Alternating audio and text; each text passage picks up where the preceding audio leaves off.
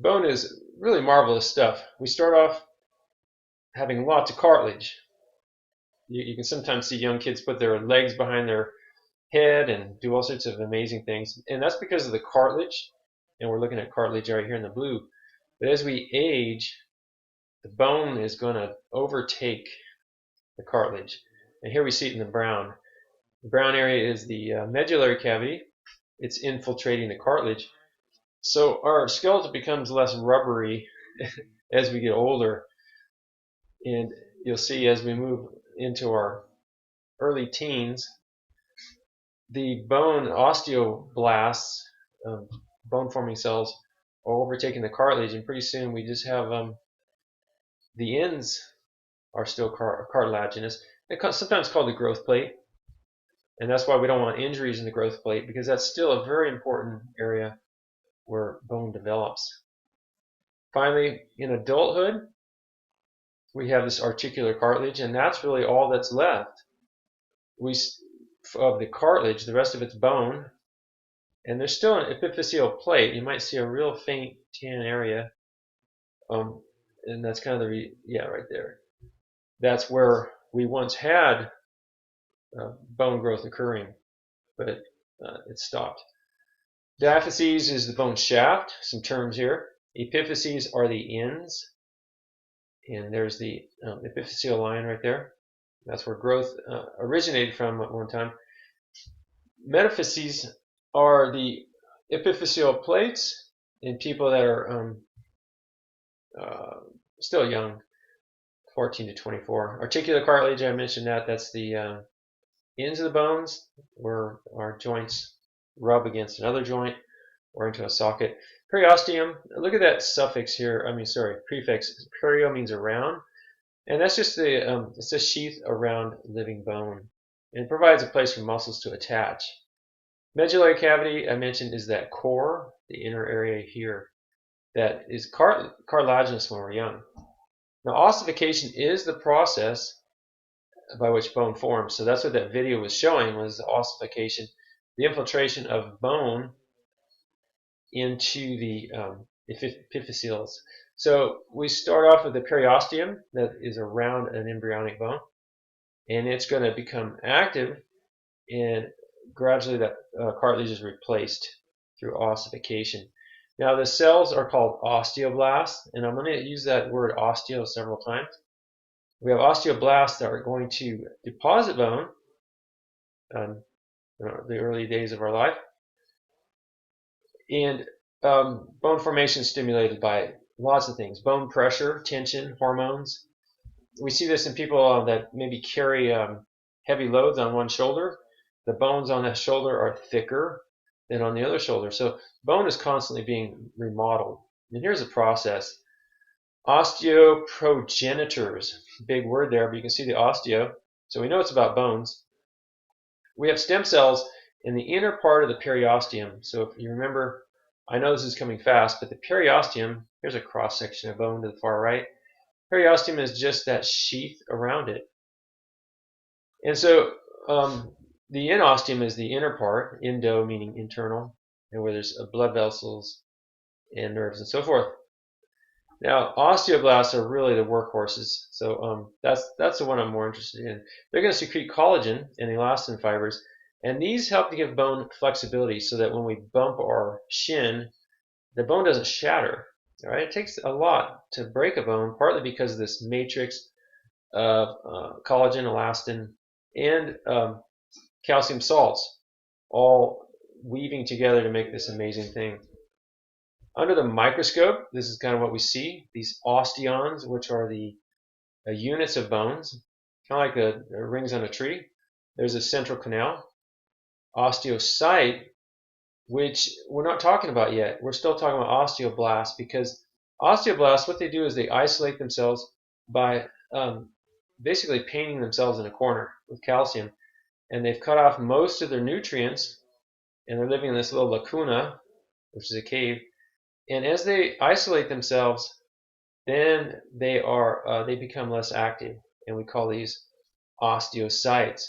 So just like your name changes, first you're a toddler, and then you move into being a teenager or a teeny bopper. Anyway, the same with these bone cells. Their name changes, and so we go from osteoblast, but the same cell is now called osteocyte.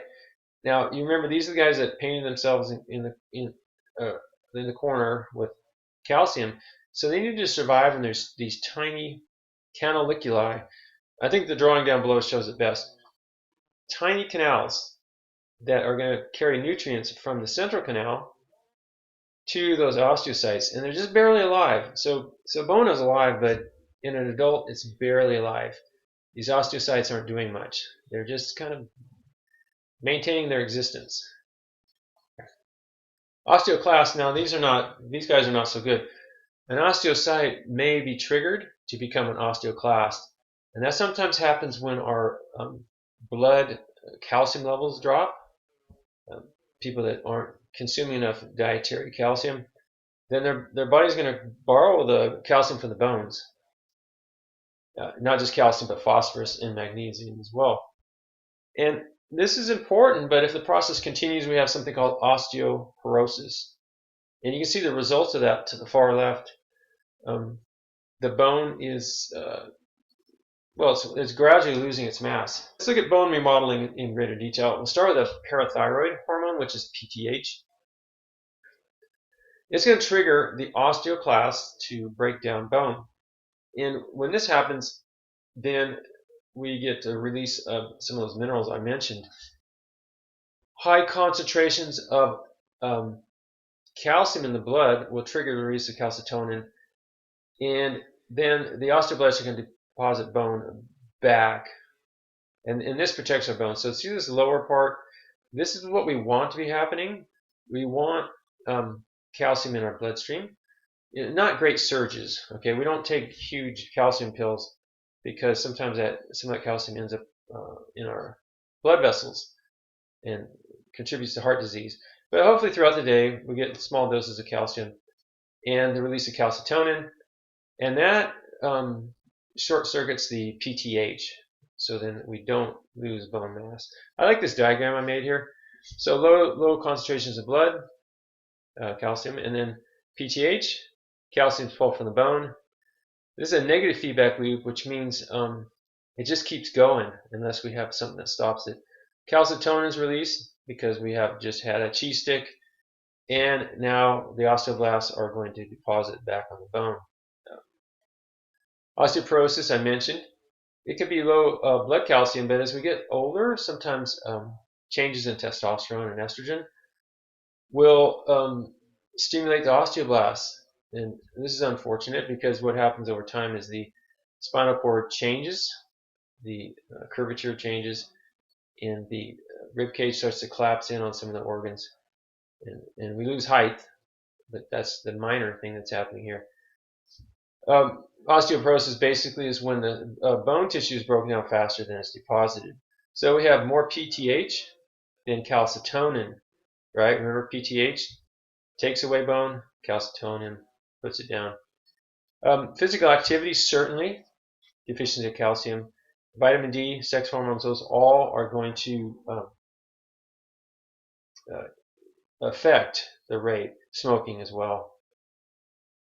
Joints are amazing. Look at, I like the space in this joint. This picture here, it's an X-ray. Dense connective capsule is typical of a synovial joint. So these are the major joints of body. Let's say the hip, the knee, the spine, neck, wrist to some extent. So there's a capsule here with this hyaline or articular cartilage. It's very dense, forms on the ends of each bone. And we kind of looked at this at the introductory video. Cartilaginous is a different kind of joint. And these we find intervertebral, these little pillows of cartilage in between the vertebra. They have a thin layer of hyaline, and a fibrocartilage is going to unite the two layers. So limited movement. Where else? Oh yeah, we find it in the costal cartilage area here, connecting the ribs to the sternum. A little blurry there.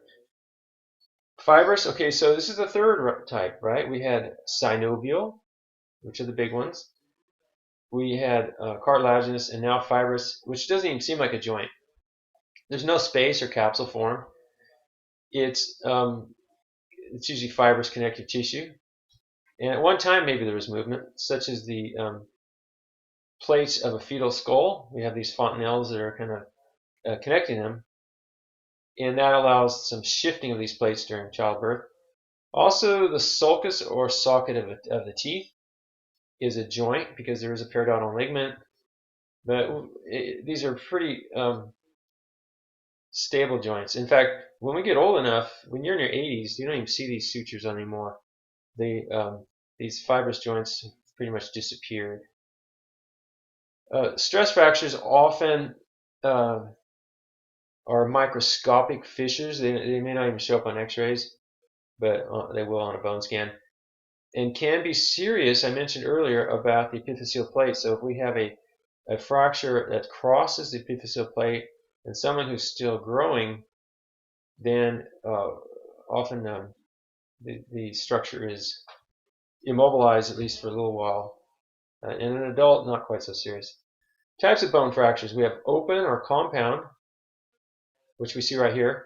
Now this can be life-threatening because when that bone moves out in this position, it's going to slice through tibial arteries in the lower leg, and the person may bleed to death. So we always are very cautious when there's a bone sticking, protruding. We want to think about blood loss here.